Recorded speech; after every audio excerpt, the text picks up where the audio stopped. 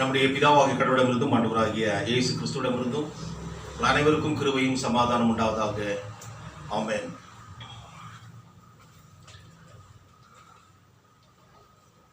இந்த நாளிலே விசேஷமாக திருத்துவ பண்டிகை பின்வரும் 10ஆம் ஞாயிறாகிய இந்த நாளிலே கடவுளுடைய வார்த்தையை தியானிக்க தெரிந்து கொள்ளப்பட்ட வேத பகுதி 1 ராஜாக்கள் 19ஆம் அதிகாரம் வசனங்கள் 1 முதல் 8 வரை உள்ள பகுதியை நாம் மறுபடியும் வாசித்து தியானம் செய்வோம். First Kings chapter 19 verses 1 to 8. எலியா செய்த எல்லாவற்றையும் அவன் தீர்க்கதரிசிகள் எல்லாரையும் பட்டயத்தினாலே கொன்று போட்ட செய்தி அனைத்தையும் ஆகாப் யேசபேலுக்கு அறிவித்தான். அப்பொழுது யேசபேல் எலியாவினிடத்தில் ஆள் அனுப்பி அவர்களில் ஒவ்வொருவனுடைய பிராணனுக்கு செய்யப்பட்டது போல நான் நாளை இந்நேரத்தில் உன் பிராணனுக்கு செய்யாதே போனால் தேவர்கள் அதற்கு சரியாகவும் அதற்கு அதிகமாகவும் எனக்கு செய்ய கடவர்கள் என்று சொன்னாள். அவனுக்கு அது தெரிந்த போது எழுந்து தன் பிராணனை காக்க யூதாவை சேர்ந்த பெயர்சேபாவுக்கு புறப்பட்டு போய் தன் வேலைக்காரனை அங்கே நிறுத்திவிட்டான். அவன் வனாந்தரத்தில் ஒரு நாள் பிரயாணம் போய் ஒரு சூறை செடியின் கீழ் உட்கார்ந்து நான் சாக வேண்டும் என்று கோரி, போதும் கர்த்தாவே, என் ஆத்துமாவை எடுத்துக்கொள்ளும், நான் என் பிதாக்களை பார்க்கிலும் நல்லவன் அல்ல என்று சொல்லி ஒரு சூறை செடியின் கீழே படுத்துக்கொண்டு நித்திரை பண்ணினான். அப்பொழுது ஒரு தூதன் அவனை தட்டி எழுப்பி, எழுந்திருந்து போஜனம் பண்ணு என்றான். அவன் விழித்து பார்க்கிற போது இதோ தழலில் சுடப்பட்ட அடையும் ஒரு பாத்திரத்தில் தண்ணீரும் அவன் தலைமாட்டில் இருந்தது. அப்பொழுது அவன் புசித்து குடித்து திரும்பவும் படுத்து கொண்டான். கர்த்தருடைய தூதன் திரும்ப 2ஆம் தரம் வந்து அவனை தட்டி எழுப்பி, எழுந்திருந்து போஜனம் பண்ணு, நீ பண்ண வேண்டிய பிரயாணம் வெகு தூரம் என்றான். அப்பொழுது அவன் எழுந்திருந்து புசித்து குடித்து அந்த போஜனத்தின் பலத்தினால் 40 நாள் இரவு பகல் ஓரேப் என்னும் தேவனுடைய பர்வதம் மட்டும் நடந்து போனான். ஆண்டவரை நோக்கி வேண்டுதல் செய்வோம். என் கண்மலையும் என் மீட்பெருமாகிய கர்த்தாவே, என்னுடைய வாயின் வார்த்தைகளும் இருதயத்தின் தியானமும் உம்முடைய சமூகத்தில் எப்பொழுதும் பிரீதியாய் இருக்க கடவுது. ஆமென். கிறிஸ்துக்குள் பிரியமானவர்களே, இந்த நாளின் செய்தியினுடைய தலைப்பு ஆபத்தின் மத்தியிலே கடவுளின் பாதுகாப்பு. God's providence in the midst of peril. ஒரு நாட்டை ஒரு நல்ல மனுஷன் வாழ்கின்ற போது மக்கள் எல்லாரும் சந்தோஷமாக இருப்பார்கள், சமாதானமாக இருப்பார்கள்.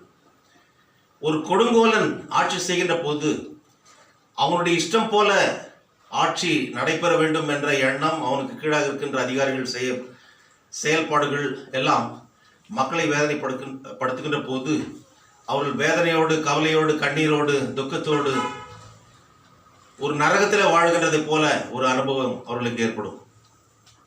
நம்முடைய தேசத்தில் கூட அநேக தலைவர்கள் அலங்கரித்த இடம்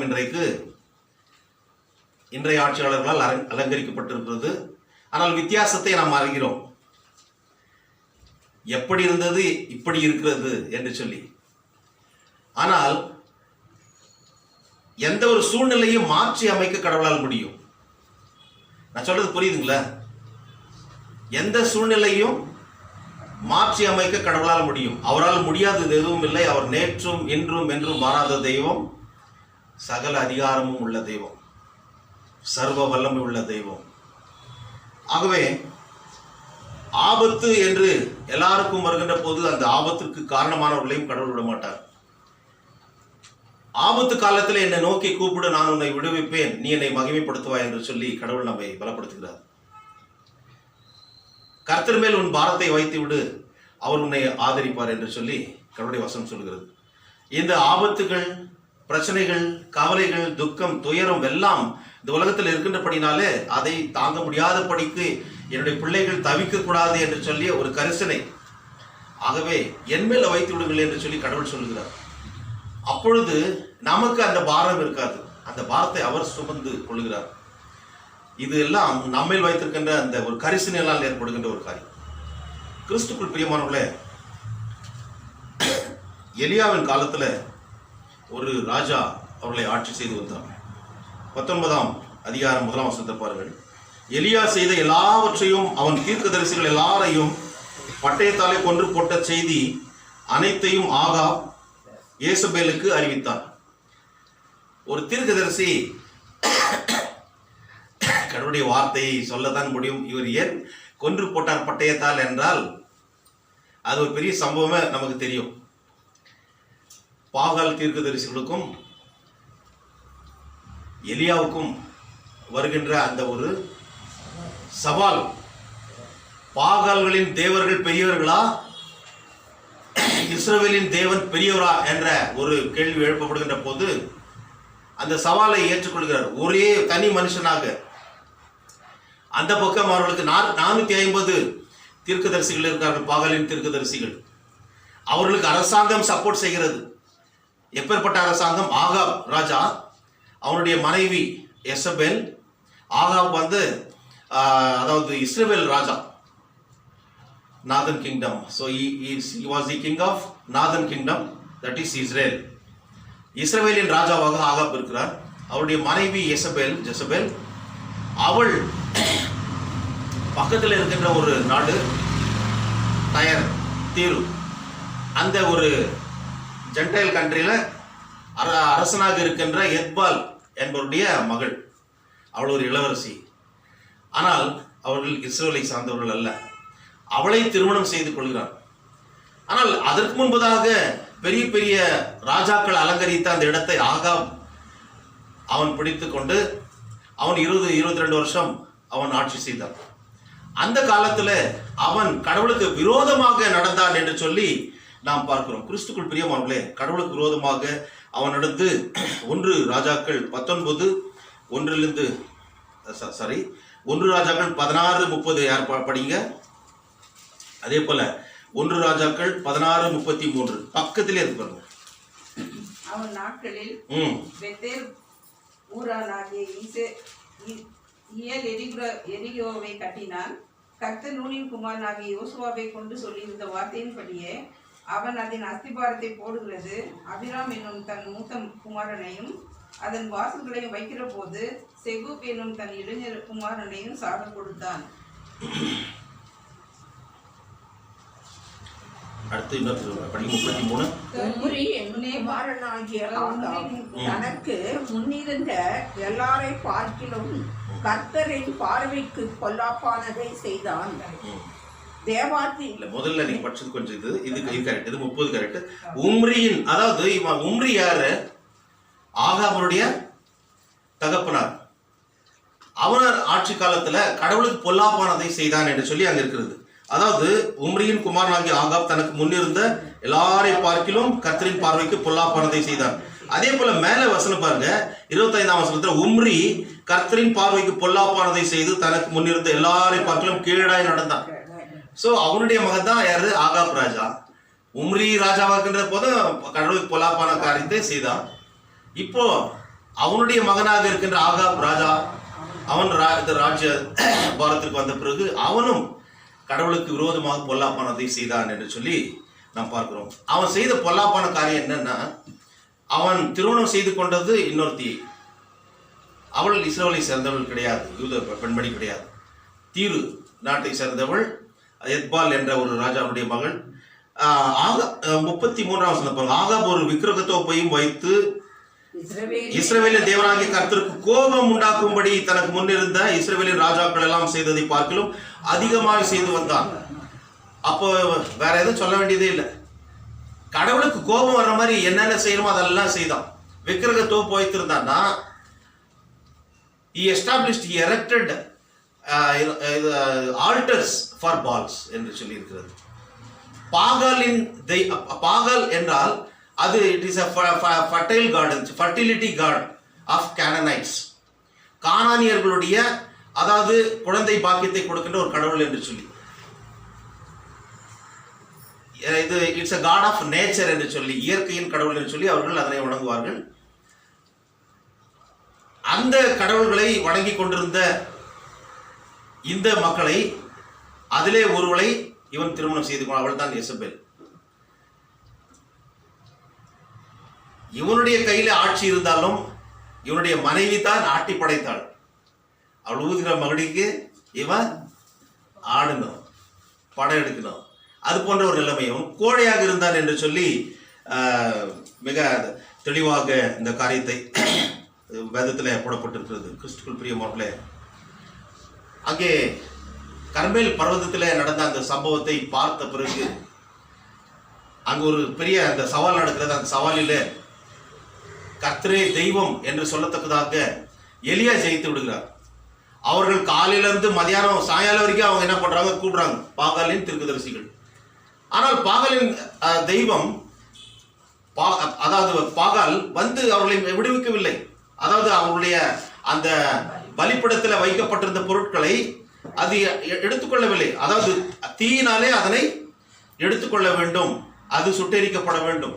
ஆனால் காலையிலிருந்து அவர்கள் புலம்பிக் கொண்டிருக்கிறார்கள், சொல்ல வேண்டிய காரியங்கள்லாம் சொல்லியோ கடைசியில் எலியா அதனை பார்த்து பரிகாசம் செய்கிறார். ஒருவேளை அவர் ரெஸ்ட் எடுத்துட்டு வர போல இருக்குது பாகால், நீங்க அதை பத்தி கவலைப்படாதீங்க. அவன் வரமாட்டான், அவன் காது கேட்காது, நீங்க சொல்றதே தெரியாது, அவன் கடவுளே கிடையாது. இஸ்ரவேலின் தெய்வம் மாத்திரமே உண்மையான கடவுள் என்பதை நீங்கள் புரிந்து கொள்ளுங்கள், எல்லாரும் வாங்கன்னு சொல்லிட்டு அதன் பிறகு இவன் அந்த பலிபடத்தை வைத்து அங்கே அந்த காளையை துண்டித்து அவன் அதில் வைத்து அதன் மேல் 4 குடம் தண்ணி 3 முறை ஊற்ற சொல்றான். அதாவது அது தீ பிடிக்கக்கூடாது மறுபடியும் என்ற ஒரு எண்ணம் அவர்களுக்கு வந்துவிட வேண்டும் என்று சொல்லி அப்படி ஊற்றி அதன் பிறகு கடவுளிடத்தில் இவன் விண்ணப்பம் செய்கிற கடவுள் வந்து அங்கிருக்கின்ற அந்த பலிப்படத்தின் மேல் வைக்கப்பட்ட பொருட்களையும் அங்கிருக்கிற தண்ணீர் எல்லாத்தையும் நக்கி போட்டது என்று சொல்லி இருக்கிறது. கம்ப்ளீட்டா எடுத்துச்சு. அதை பார்த்து அதற்கு ஒரு சேலஞ்ச் பண்ணியிருந்தாங்க. ஏன்னா டூ ஆர் டை இது கண்டெஸ்ட், ஒரு போட்டி போல, ஒன்று செய் அல்லது செத்து மடி. இப்போ என்ன பண்ணோம், அவர்கள் அவருடைய உயிரை அவர்கள் பணயம் வைத்திருக்கார்கள். இங்க ஜெயித்தது யார், எலியா. ஆகினால 450 பாகால் தீர்க்கதரிசிகளை அவன் கொன்று போட்டான் என்று சொல்லி இதே அதிகாரத்தில், அதாவது 18ஆம் அதிகாரத்தில் பாருங்க, 38, 39, 40 இருக்குது. அப்பொழுது கர்த்தரிடத்தில் இருந்த அக்கினி இறங்கி கர்த்தர் சர்வாங்க தகன பலியும் விறகுகளையும் கற்களையும் மண்ணையும் பட்சித்து வாய்க்கால் இருந்த தண்ணீரையும் நக்கி போட்டது. ஜனங்கள் எல்லாரும் இதை கண்ட போது முகம் குப்புற விழுந்து கர்த்தரே தெய்வம் என்றார்கள். அப்பொழுது எலியா அவர்களை நோக்கி, நீங்கள் பாகாலின் தீர்க்கதரிசிகளில் ஒருவரும் தப்பி போகாத படிக்க அவர்களை பிடியுங்கள் என்றான். அவர்களை பிடித்த போது எலியா அவர்களை கீழே கீசோன் ஆற்றங்கரையிலே கொண்டு போய் அங்கே அவர்களை வெட்டி போட்டான். புரிச்சுல, ஏன் வெட்டி போட்டானதுக்கு காரணம் இதுதான். கிறிஸ்துவுக்குள் பிரியமானவர்களே, சொல்லவும் முடியும், அவர்களை முற்றிலுமாக அகற்றி போடவும் முடியும். இது கர்த்தரே தெய்வம் என்ற காரியத்தை நிரூபிக்க பயன்படுத்தப்பட்ட ஒரு ஆயுதமாக இந்த சம்பவத்தை நாம் பார்க்கிறோம். கிறிஸ்துக்குள் பிரியமானவர்களே, இவ்வளவு பெரிய சம்பவம் நடந்த பிறகு ஒரு டயர்டாக இருக்கலாம். 450 பேர் வெட்டி போட்ட சாதாரண விஷயமா? ஒரு காளையை வெட்டி அதை பண்ணி எல்லாம் இது பண்ணது. அங்கே காலையிலிருந்து அவங்க செய்த அந்த காரியத்தை வேடிக்கை பார்த்து கொண்டிருந்தவர் அதன் பிறகு இவ்வளவு பேரை கொன்று போட்ட பிறகு இந்த சம்பவத்தை சொல்லுகிறார்கள். எலியா செய்த எல்லாவற்றையும் அவன் தீர்க்கதரிசிகள் எல்லாரையும் பட்டயத்தினால் கொன்று போட்ட செய்தி அனைத்தையும் ஆகாப் எசபேலுக்கு அறிவித்தான். ஆகாப் ஒருவேளை இந்த விஷயத்த முதலே கேள்விப்பட்டோம். எசபேல் ரெஸ்ட் எடுத்துன்னு வந்திருக்கலாம். ஆனா இந்த விஷயம் இவன் ஒரு மந்திரி போல இருக்கிறான், அதனால ஃபர்ஸ்ட் இவனுக்கு வந்துச்சு. அதன் பிறகு இவன் போய் எசபேல் சொல்றான். அப்பனா அங்க யார் அங்க சுப்ரீம் பவர்ல இருக்கிறது? எசபேல். அவன் என்ன நினைச்சா, அதாவது பாகாலுடைய தெய்வங்கள் இஸ்ரவேலின் தெய்வத்தை உண்டு இல்லைன்னு பண்ணிடும், அதனால எலியா ஜெயிக்க முடியாது என்ற ஒரு நப்பாசை இருந்தது, எண்ணம் இருந்தது. ஆனால் அது நேர் விரோதமாக நடந்தது. கிறிஸ்துக்குள் பிரியமானவர்களே, அங்கே எலியா ஜெயித்து பாகாலை சேர்ந்த தீர்க்கதரிசிகள் 450 பேரை அவன் கொன்று போட்டான். அந்த சம்பவத்தை சொன்ன பிறகு இவளுக்கு கோபம், பயங்கரமான கோபம் இருக்கு பாருங்க. அதுதான் 2ஆம் வசனம் 3ஆம் வசனம். அப்போது எசபேல் எலியாவிடத்தில் ஆள் அனுப்பி அவர்களில் ஒவ்வொருவனுடைய பிராணனுக்கு செய்யப்பட்டது போல நான் நாளை இந்நேரத்தில், நாளை கொண்டு நான் கொண்டு போடுவேன். ஒருத்தரும் எப்படி நீங்க கொண்டு போட்டியோ அது போல எனக்கு தெரியும். I know how to kill you, I know my own strategy. ஆகினால நாளை இந்த நேரத்துக்கு நான் உங்களை கொண்டு போடுன்னு சொல்லி ஒரு மிரட்டலை சொல்லி அனுப்புறாங்க. 450 பேரை கொன்று போட்ட இந்த எலியாவை பற்றி நாம் முதலாவது தெரிஞ்சுக்கலாம். கிறிஸ்துக்குள் பிரியமானவர்களே, எலியா என்ற வார்த்தைக்கு த லார்ட் இஸ் மை காட் என்று சொல்லி அர்த்தம். கடவுளே என் ஆண்டவரே என் கடவுள். அதான் எலியா என்ற எபிரேய வார்த்தைக்கு த லார்ட் இஸ் மை காட், ஆண்டவரே என்னுடைய கடவுள். அதாவது என்னை ஆண்டவர், தட் இஸ் பாஸ்ட் டென்ஸ், என்னை ஆள்பவர், தட் இஸ் பிரசன்ட், என்னை ஆளப்போகிறவர் ஃபியூச்சர் டென்ஸ் இல்லையா? சோ இறந்த காலம், நிகழ்காலம், வருங்காலம் எல்லாவற்றுக்கும் என்னை ஆண்டவர், என் ஆண்டவர் என் கடவுள், என் ஆண்டவர் என் கடவுள். So the Lord is my God என்ற ஒரு பெயரை கொண்டவர் எலியா. ஆகினால் தான் கர்த்தரே தெய்வம் என்று சொல்ல வைத்தார். அவருக்கு அந்த வைராகியம் இருக்குதுல்ல. அவருடைய உடை பற்றி சொல்லுகின்ற அவருடைய ட்ரெஸ் கோட் பற்றி 2 ராஜாக்கள் 1:8 பார்க்கின்ற போது மயிருடையை தரித்து இருந்தார். அதாவது இந்த மிருகங்களுடைய தோலை வந்து அடிச்சு அப்படியே அது ரெடி பண்ணியிருப்பாங்க சில நேரத்தில். யோவான் சாணம் கூட அது போல தான் அவரு போட்டிருந்தார். அதே எலியா வரப்போகிற எலியா என்று சொல்லி ஆண்டவரால் சொல்லப்பட்ட யோவான் சாணம் கூட அதே போல தான் அவர் போட்டிருந்தார். அதே போல வார் கச்சையை கட்டியிருந்தார், பெல்ட், அதுவும் லெதர் பெல்ட், பெருசா இருக்காது, போட்டு நல்ல முரட்டு உருவம், நல்ல ஒரு strong personality, strong and Stout person, robust in nature என்று இருக்கிறது. ரொபஸ்ட் நேச்சர், ரொம்ப ஸ்ட்ராங் ஸ்டவுட், ஒரு மாதிரி ஒரு கம்பீரத்தோடு இருக்கின்ற ஒரு உடல் தோற்றத்தை கொண்டவர் எலியா. அதாவது பவுலுக்கு கொஞ்சம் அவரை யோசிப்பாருங்க. பவுல் வந்து ரொம்ப சாதாரணமா, ரொம்ப சின்னவா, ஒரு பார்க்கறதுக்கு ஒரு மாதிரி தோற்றம் ஒரு மாதிரி இதா இருந்தது. ஆனால் இவர் ரொம்ப திடகாத்திரமாக கம்பீரமாக இருந்தவர். இந்த மனுஷன் இப்போ என்ன பண்ண, உயிர் பயம் வந்துருச்சு, ஓடுகிறார். 450 பேர் கொண்டு போட்ட ஒரு பொம்பளை சொல்றா, சரி அவன் பெரிய ராஜா, ஆனால் அரசாங்கத்தை எதிர்க்கின்ற போது மரண தண்டனை கொஞ்ச நாளா யோசிப்பாங்க. இன்னைக்கு நம்மை ஆளுகின்றவர்களை நாம் ஏதோ ஒரு நியாயமான காரியத்தை சொன்ன கூட என்ன பண்ணுவாங்க, நியாயமான காரியத்தை சொல்லி என்னுடைய அரசாங்கத்தை கவிழ்க்க பார்த்தார்கள் என்று சொல்லி என்ன பண்ணுவாங்க, செடிஷன் கேஸ் போடுவாங்க, தேச துரோக வழக்கு இல்லைங்களா? இன்னைக்கு எல்லாருடைய வாயும் கட்டப்பட்டிருக்கிறது. நம்முடைய தேசத்துல பேசணும் இந்த மாதிரி. அதனால்தான் முதலில் சொன்ன கொடுங்கோலன் ஆட்சியில் இருக்கிற போது மக்கள் சந்தோஷமா இருக்க மாட்டார்கள் என்று சொல்லி, அப்படிப்பட்ட நிலைமை தான் நாம் கூட அனுபவித்துக் கொண்டிருக்கோம். ஆனால் மாற்றம் வரும். ஏனென்றால் ஆகாபுக்கும் எசபேலுக்கும் முடிவு மிக மோசமாக இருந்தது. ஆனால் எசபேல் சொன்ன எலியா காப்பாற்றப்பட்டார். அவர் எப்படி செத்தார் சொல்லுங்க? எலியா அவருக்கு மரணம் இல்லை, எடுத்துக்கொள்ளப்பட்டார். பாருங்க, மனுஷர் நினைக்கிற மாதிரி கடவுளுடைய எண்ணம் கிடையாது, அவருடைய திட்டம் கிடையாது. எசபேல் அவருடைய முடிவு மிக பரிதாபமாக இருந்தது. ஆகாபருடைய முடிவு மிக பரிதாபமாக இருந்தது. கிறிஸ்துவுக்குள் பிரியமானவர்களே,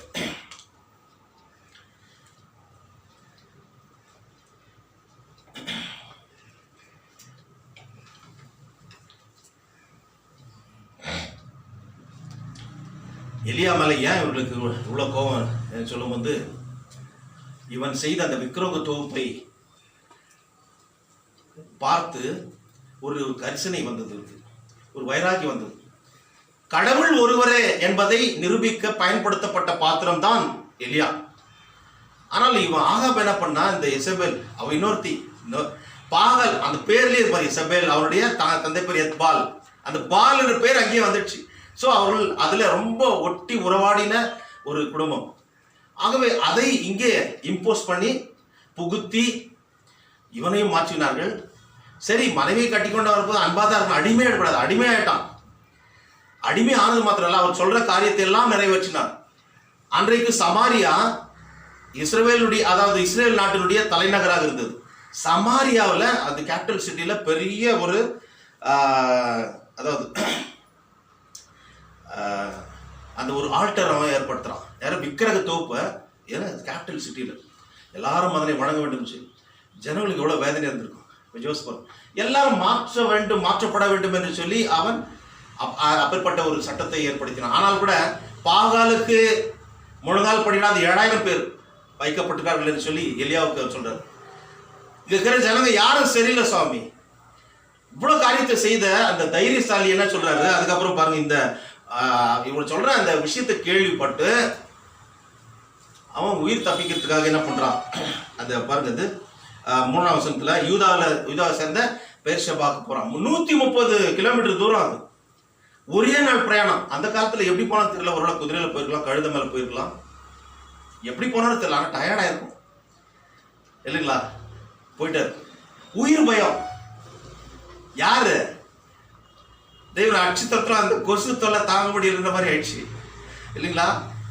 யாரு ஒரு பொம்பளை சொல்றா, ஆனாலும் அவன் கையில அதிகாரம் இருக்கு இல்லைங்களா. அதிகாரம் இருக்கின்ற போது அவர்கள் ஆட்டி படைக்க முடியும்.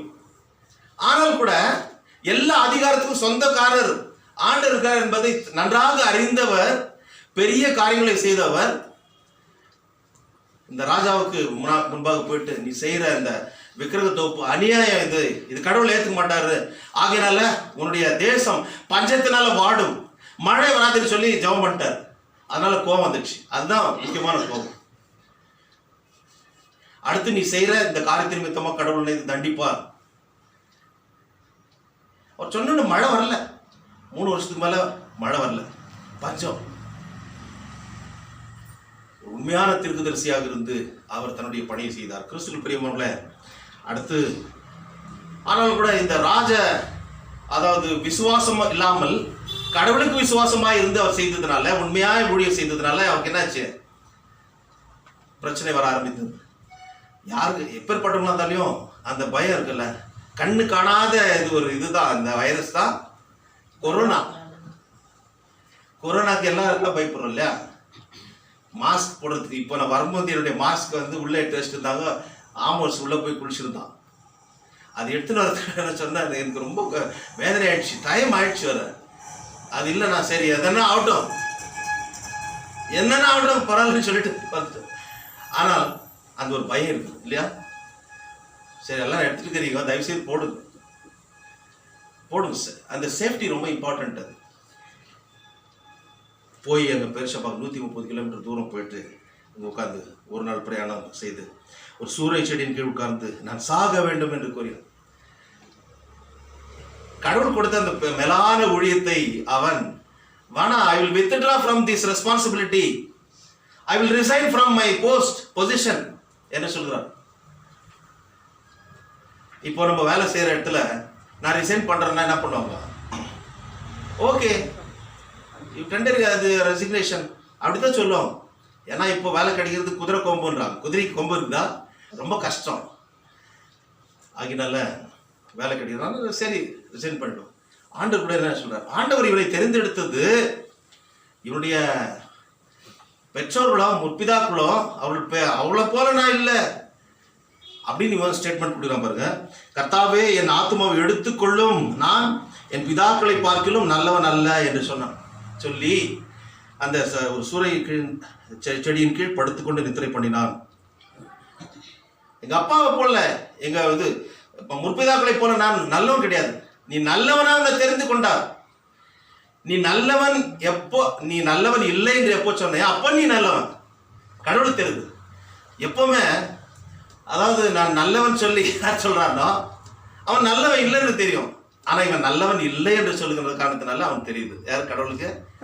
அதுக்காக இல்லப்பா, என்னுடைய காரியத்தை நீ செய்யணுன்றதுக்காக உன்னை தெரிந்து கொண்டேன், என்னுடைய காரியத்தை செய்வதற்காக உன்னை தெரிந்து கொண்டேன் என்று சொல்லி அவர் அழைத்தார். ஆகினால it is not your plan or choice, it is my choice, நீ செய். சரி அவன் சொல்றான் என்னை எடுத்துக்கொள்ளும். இதே போலதான் யோனாக்கு சொன்னார், நீ எதை எடுத்து நினிவே போய் சொன்னார், கொடூரமான ஜனங்க இருக்கிற இடத்துல போய் நீ கடவுளுடைய வார்த்தையை சொல். அவன் தர்ஷீஸ் ஓடிட்டான். ஸ்பெயின் இப்ப இருக்கிற பாருங்க, அப்பவே ரொம்ப பிரபலமான ஒரு பட்டணம். ஆனால் கடவுள் விடவில்லை, அவனை அழைத்து வந்தார். ஆனா இந்த இடத்துல என்ன பண்றாரு, இவன் ரெசிக்னேஷன் கேட்கிறான், என்னை எடுத்துக்கொள்ளணும்னா ஓகே டன் அப்படிதான் இவர் சொல்றாரு. ஆனா ரெசிக்னேஷன் பண்ண உடனே ரிலீவ் பண்ணிடுறாங்களாமா? ரிலீவ் பண்றாங்களா? அட்லீஸ்ட் அந்த பெண்டிங் வருஷம்லாம் முடிச்சு கொடுத்துட்டு போ நீ. ஆமா ரைட்?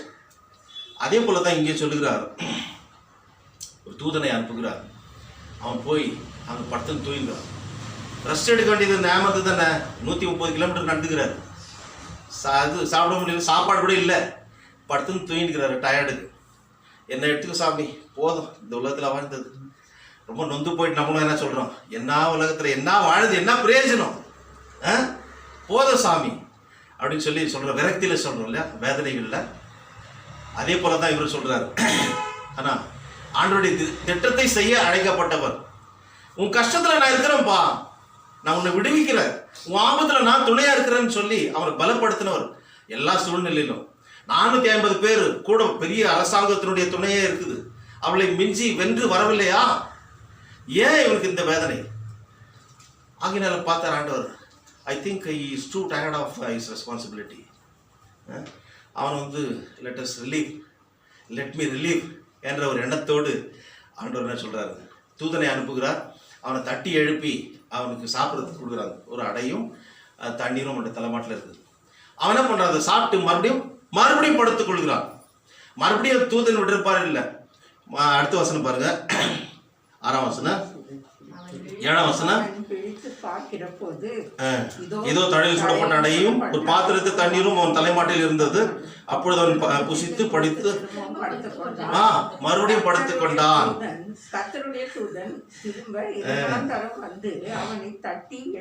எழுந்திருந்து போஜனம் பண்ணு, நீ பண்ண வேண்டிய பிரயாணம் வெகு தூரம் என்றார். நீ செய்ய வேண்டிய ரெஸ்பான்சிபிலிட்டி நிறைய இருக்குதுப்பா. நீ பிரயாணம் பண்ண வேண்டிய தூரம் ரொம்ப தூரம். You have to take a lengthy journey. அப்படின்னா நீ செய்ய வேண்டிய பெரிய ஊழியம் இருக்குது. அதற்காக உன்னை எதிர்பார்த்தானா இவ்வளோ சோர்ந்து போயிட்டு, எழுந்து சாப்பிட்டு நீ போ அப்படின்னு சொல்லி. ஆனாலும் கூட இன் principle he has decided to relieve him. அவனுடைய ரெசிக்னேஷனை ஏற்றுக்கொண்டு அவனை விடுவிக்க. ஆகினால்தான் எலிஷா இதே சாப்டர்ல வந்துடுறாரு. அதற்கு முன்பதாக நீ போய் என்ன பண்ண, 2 ராஜாக்களை நீ அங்கே இது பண்ண சொல்லி 15ஆம் வசனம் பாருங்க.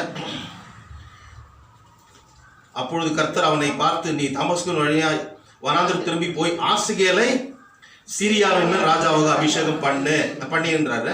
அடுத்து நிம்சின் குமாரனாகிய யெகூவை இஸ்ரவேலின் மேல் ராஜாவாக அபிஷேகம் பண்ணி, ஆபேல் மிலாவின் ஊரானாகிய சாப்பாத்தின் குமாரனாகிய எலிஷாவை உன் ஸ்தானத்தில் தீர்க்கதரிசியாக அபிஷேகம் பண்ணு. இந்த 2 வசனத்தில் பாருங்க, 3 ரெஸ்பான்சிபிலிட்டி கொடுத்துறாரு. 2 ராஜா, சீரியாவின் ராஜாவை அப்பாயிண்ட் பண்ணு. அவன் தான் அவன் வந்து அடிச்சு நொறுக்குவான். அடுத்து ஆகாபு கூட ஒரு முடி கட்டிடுறேன் நான், அவனுடைய பிளேஸ்ல யாரை பண்ண, யெகூவை நீ இஸ்ரவேலின் மேல் அபிஷேகம் பண்ணு. ஸோ இது ஆகாபுக்கு வந்து முடிவு கட்டுறன்றது சொல்லிட்டாருல்ல சீரியா ராஜா போல. அடுத்து உனக்கு ரெஸ்ட் கொடுத்து உன் பிளேஸ்ல யாரு, எலிஷாவை நான் ஏற்படுத்துகிறேன். இதுதான் நீ பெண்டிங் என்ன ஒர்க் நீ செய்துட்டு நீ போகணும், உன்னை எடுத்துக்கொள்கிறேன்னு சொல்லி எடுத்துக்கிறான். ஸ்கூல் போய் அதற்கு முன்பதாக இவன் படுத்துங்கிறான். இன்னைக்கு நிறைய ஊழியம் செய்ய வேண்டிய காரியம் இருக்குது. ஊழியக்காரங்க கூட நிறைய பேர் வந்து தீர்க்கதரிசின்னு சொல்லிக்கிறாங்க. தீர்க்கதரிசி எந்த எஜுகேஷன் குவாலிஃபிகேஷன் இல்லாத கூட பிஷப். இன்னைக்கு நிறைய தனிக்காட்டு ராஜாக்கள் ஆயிட்டுக்கிறாங்க. அந்த சர்ச்சுங்களில் பாருங்க, மெயின்லைன் சர்ச்சுங்கள்ல இருந்து அங்கே ஆவி இல்லாத சபை, ஆவி இல்லாத பாவிகள் இருக்கிற இடம்னு சொல்லிட்டு என்ன பண்றாங்க, கூண்டு வந்துடுறாங்க. ஆனால் நல்லது கிடையாது. அறிவிக்கப்படாத இடத்துல போய் அறிவிக்க வேண்டும். இன்னொருவருடைய அஸ்திபாரத்து மேல் நான் கட்ட மாட்டேன் என்று சொல்லி பவுல் அப்போஸ்தலன் சொல்லுகிறார். இன்னைக்கு நிறைய ஊழியக்காரங்க செய்யறாங்க, தவறான தீர்க்க தரிசனங்களை சொல்றாங்க. அது நமக்கு எல்லாரும் தெரிஞ்சிருக்கும். 2020 ரொம்ப ஒரு மங்களகரமான ஒரு ஆசீர்வாதமான வருஷமா இருக்கு. அப்பதான் என்ன ஆச்சு, ஒரு உலகத்தையே அப்படியே புரட்டி போட்டது. கடவுள் உங்களிடத்துல பேசவில்லை என்றால் ஏன் பேசுகிறீர்கள்? இன்னைக்கு நிறைய அந்த ரொம்ப மோசமான ஒரு நிலைமை ஏற்பட்டிருக்குது நம்முடைய தேசத்துல, நாம் வாழ்கின்ற இடங்களில். பெங்களூர்ல பாருங்க, ஆயிரக்கணக்கான சர்ச் இருக்கும். கேஜிஎஃப்ல ஆயிரக்கணக்கான சர்ச்சஸ். ஒரு சர்ச்சில் சொல்ற 5 மணிக்கு நடந்த சர்ச் பாருங்க, இப்போ இவ்வளோ பெருசா இருக்குது, பெருசா கட்டணும். ஏயா பக்கத்தில் இருக்கிற காமசமுத்திரம் போ, அங்க அறியப்படாத ஜனங்க இருக்கிறாங்க. கேஜிஎஃப் பக்கத்துல இந்த பக்கம் பங்கார்பேட்டு வா, அறியப்படாத ஜனங்க அங்க போக மாட்டாங்க. சாது சுந்தர் சிங் சொன்னார், அதாவது தென்னிந்தியாவில் வாழ்கின்ற கிறிஸ்தவர்களுக்கு யானைக்கால் நோய் வந்திருக்கிறது, அவர் வட இந்தியா வரமாட்டார்கள் என்று சொல்லி. நார்த் இந்தியா போறாங்களா? கிடையாது. திருச்சபையினுடைய தலையாய பணி என்ன? சுவிசேஷம் அறிவிக்க வேண்டியது. இன்னைக்கு நிறைய பேர் பிஷப்புன்னு போட்டுக்கிறாங்க, ஆர்ச் பிஷப்புன்னு, தீர்க்கதரிசின்னு போட்டுக்கிறாங்க, மாடரேட்டர்னு போட்டுக்கிறாங்க. நீ என்னவானா இரு நீ, ஆனா கடவுளுடைய சித்தத்தை உண்மையாய் செய். எலியாவை போல செய், அல்லது செத்து மடி, இல்லை என்னை எடுத்துக்கொள் என்று சொல்லு. இல்லைன்னா பிரயோஜனம் இல்லை. இல்லைன்னா நீங்க செய்கிறத பார்த்து மக்கள் கடவுளத்தில் வரமாட்டார்கள். கடவுளை நாம தூஷிக்கப்படும். இன்றைக்கு நிறைய அது போல நடந்து கொண்டிருக்கிறது. கிறிஸ்துவுக்குள் பிரியமானவர்களே, வேதனையோடு கூட இந்த காரியத்தை நான் சொல்லிக் கொடுக்கிறேன். ஆகவே நிறைய பேர் செய்கிற காரியத்தை செய்ய மாட்டாங்க. நானும் பார்த்துருக்கேன் சில சபைகள், ஒரு ஒரு டெத்து இருக்கும்போது கூட சரி போகிறதில்ல. ஒரு முக்கியமான காரியம்னா அவங்களுக்கு ஏதாவது நோய்கள் வந்துடுமோன்னு சொல்லி பயந்து, எல்லாருக்கும் ஒரு நாள் சாவு வருது தான். எச்சரிக்கையாக இருந்து செய்ய வேண்டியதை செய். நிறைய பேர் படுத்து ரெஸ்ட் எடுக்கிறதா, இங்கே படுத்தாருன்னா இவர் பாவம் பெரிய கஷ்டத்தின் மத்தியில் படுத்தாரு. ரெஸ்ட் எடுக்க வேண்டியது நல்லதுதான். ஒருத்தர் கடவுள்கிட்ட ஒரு விண்ணப்பம் பண்ண ஆரம்பித்தாங்க, ஜெபம் பண்ண. கடவுளே எனக்கு 2 வரம் வேணும். சரி, கடவுள் அவருடைய ஜெபத்தை கேட்டு, சரிப்பா okay, I heard your prayers, உன்னுடைய ஜெபத்தை நான் கேட்டேன், என்ன வரம் வேணும் கேளு. சொன்னான், நான் தூங்கும்போது சாகணும். என்னடா அது, தூங்கும்போது சாகணும்? ஒரு நிறைய பேர் விரும்பம், தூங்கினக்கு வந்து செத்துட்டா ஒரு சமாதானமான சாவு. அடுத்து சரி ஓகே டன் அப்படின்னு. 2வது வரம் என்னன்னா, எனக்கு தூக்கமே வரக்கூடாது. புரிச்சுல? அப்போ கடவுள் என்ன பண்ணாரு, டேய் உனக்கு பெரிய பேராசை, அதனால 2மே அவர் சாங்ஷன் பண்ணல. பிறந்தவன் மரிக்க வேண்டும், இதுதான் கடவுளுடைய திருவுள சித்தம். கிறிஸ்துவுக்குள் பிரியமானவர்களே, ஏமாற்றவங்க இருக்கிற வரைக்கும் ஏமாந்தவங்க இருப்பான். அதாவது ஏமாந்தவங்க இருக்கிற வரைக்கும் ஏமாற்றவங்க இருப்பான். ஆச்சுங்களா? அதனால இந்த நாளில் கடவுளுடைய ஊழியத்தை செய்ய அழைத்த கடவுளுடைய ஊழியக்காரர் எலியா மிக சிறப்பாக தன்னுடைய பணியை செய்து கடவுளுடைய நாமத்தை மையப்படுத்தினார். அதே நேரத்தில் போதும் சாமி என்று சொல்லுகின்ற போது அவர் என்ன பண்ணார், இன்னைக்கு இருக்கின்ற ஊழியக்காரன் கூட போதும் சொன்னா ரீப்ளேஸ் பண்ணினார் ஆண்டவர். அவருக்கு தேவை, அவர் ஓடி ஆடி செய்யணும். போர்க்களம் இது. இந்த போர்க்களத்தில் போய் நின்று என்னுடைய ஸ்டூடெண்ட் நேற்றைய தினத்தில் முந்தைய தினத்தில் கூட சரி, அது உத்தரப்பிரதேசத்தில் அவர் வந்து ஒரு மிஷினரியா இருக்கார். ரொம்ப சந்தோஷமா இருக்கு. அவர் வந்து சப்போர்ட் பண்ண சொல்லி இங்க இருக்கிற நம்முடைய ஃபேமிலி இவாஞ்சலிக்கல் மிஷன் அவர்கிட்ட நான் சொன்னேன். அவங்க உடனே அவங்க ஸ்பான்சர் பண்ணி அங்க 3 பேர் போயிருக்காங்க. இப்போ ஜோஸ்பர் இந்த கொரோனா இருக்கிற டைம்ல சுவிசேஷ பாரம் என்பது இருக்கிறது. நிறைய பேர் தீர்க்கதரிசி சொல்றவங்க நல்ல ஆடம்பரமா பெரிய பெரிய பங்களா காட்டி நல்லா இருப்பாங்க, எல்லா வசதியும் பண்ணினா என்ன தனி காட்டு ராஜாக்களை போல. ஆனால் உண்மையான கரிசனை பாரம் என்பது எப்படி வருகிறது என்று பார்க்கின்ற போது பேட்ரிக் ஜாஷுவான போல முழங்கால் படியிட வேண்டும். அவர் ராவெல்லாம் ஜெபித்து தேசம் கடவுளை கண்டுகொள்ள வேண்டும் என்று நேசித்தவர், தேசத்து மக்களை நேசித்தவர். இன்னைக்கு தேசத்து மக்களை நேசிக்கின்ற ஊழியக்காரர்கள் அல்ல, தேசத்து மக்களுடைய பணத்தை, அவருடைய ஆஸ்தியை, அது நல்லது கிடையாது. என்னதான் நீ வாரின் போட போற நீ? நான் சொல்றது எல்லா ஊழியக்காரர்களையும் நான் சொல்லல. சிலர் இருக்கிறார்கள் வியாபாரமாக்கி இருக்கிறார்கள் ஊழியத்தை. பி சாம்பல் என்ன இருந்தார், பி சாம் சந்தியா சாம்பல் சொல்லி அவர் சொல்லுவார், இன்னும் 20 வருஷத்துல நம்முடைய தேசத்தில் இருக்கின்ற எல்லா குவியலும் இந்து மகா சமுத்திரத்தில் எல்லா மக்களும் ஜீவனுள்ள தேவனாகிய கர்த்தரை ஏற்றுக்கொள்ள வேண்டும் என்ற ஒரு ஆவல், ஆதங்கம் அவருக்கு இருந்தது. அது கரிசனை, அது ஊழியம், அது தேவனுக்காக உண்மையாக செய்யப்படுகின்ற பணி, திருப்பணி. இன்னைக்கு நிறைய பேர் இதை இந்த ஸ்கோப் இந்த டார்கெட், இந்த ஆப்ளிகேஷன், இந்த ஆப்ஜெக்டிவ், இந்த நோக்கத்தை மறந்தவர்களாக பொழுப்பு நடக்கணும், அப்படி ஆயிடுச்சு. ஆனால் இது தெய்வீக பணி. ஆகவே இதை மறக்காமல் ஊழியக்காரர்கள் மிக எச்சரிக்கையாக இருந்து செயல்பட வேண்டும். கிறிஸ்துக்குள் பிரியமானவர்களே, இன்றைக்கு நாம் வாசிக்க கேட்ட நிருப வாக்கியத்தில் நாம் பார்க்கிறோம். நிருப வாக்கியத்தில் பார்க்கின்ற போது அங்கே எபேசியர் நிருபத்தில் அங்கே சொல்லுகிறார் 4ஆம் வசனத்தில் 22 24 வரைக்கும், புதிய மனுஷனை நாம் தரித்துக் கொள்ள வேண்டும். எப்படியோ நாம் போக வேண்டும் என்றல்ல, கடவுளுடைய பார்வையில் நாம் புதிய ஒரு regenerated life. So we will have to have a put on. அங்கே சொல்லுகின்ற ஒரு ஆலோசனை என்ன? put on a new man. புதிய மனுஷனை தரித்துக்கொள், பழையவர்கள் ஒழிந்து போகட்டும். ஆகவே அந்த பழைய காரியங்கள், தேவையில்லாத காரியங்கள், கடவுளுக்கு பிரியமில்லாத காரியங்கள் ஒழிந்து போகட்டும். ஐயோ, அப்போ நான் எப்படி நான் வாடுறது? இந்த உலகத்தில் நான் எப்படி வாடுறது?